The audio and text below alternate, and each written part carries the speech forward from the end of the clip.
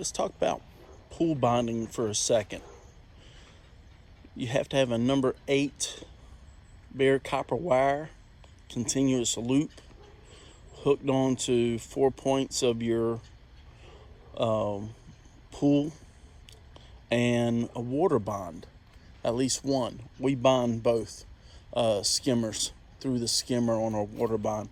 So what we actually do is put a grid system around our pools whenever possible, as well as just the bare copper wire.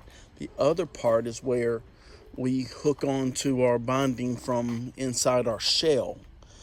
It's, once again, bonded. It's got to be in a direct burial